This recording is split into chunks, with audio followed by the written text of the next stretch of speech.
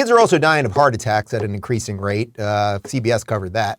Heart attack deaths have become more common across all age groups since the start of the coronavirus pandemic. But a recent study found that young people are actually most at risk in this case. According to Cedars-Sinai Hospital, the number of heart attack deaths among 25 to 44-year-olds in the U.S. over the first 2 years of the pandemic was 30% higher than predicted.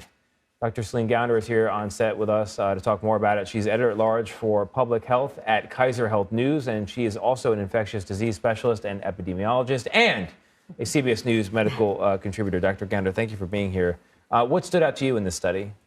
I think the fact that you're seeing such a big increase specifically in the youngest age group, so the 25 to 44-year-olds, you saw this 30% increase in the risk of death from heart attack. And that really is quite striking. That's not a group, an age group in which you normally see heart attacks, much less dying from a heart attack. So to do a study like this, you look at the years prior to the pandemic and the typical rate of heart attack death in that age group, and then you see it increase and you wonder what's the new variable. And so the pandemic is that new variable?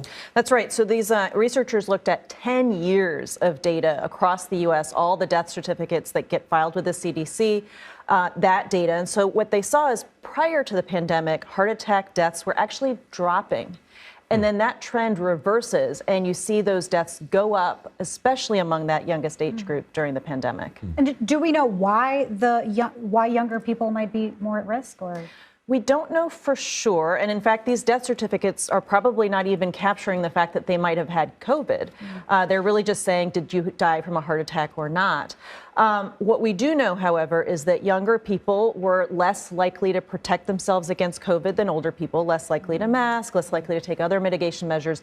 And they were also farther back in line to get vaccinated. So they were not protected with vaccination until later in the pandemic.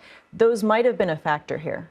So basically, I mean, you could have had perhaps a mild infection, and of course, this is all hypothetical, but then there might have been a lingering heart situation, heart disease. Right. So COVID causes inflammation of the blood vessels as well as other parts of the body, and also blood clots.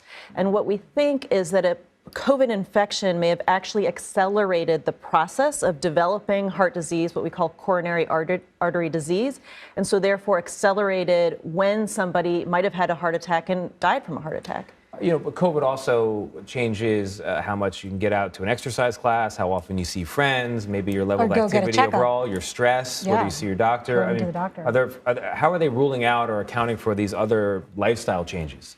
We don't know. So you can't really assess that just from looking at death certificates. Again, all we can say is how old were they? Did they die from a heart attack?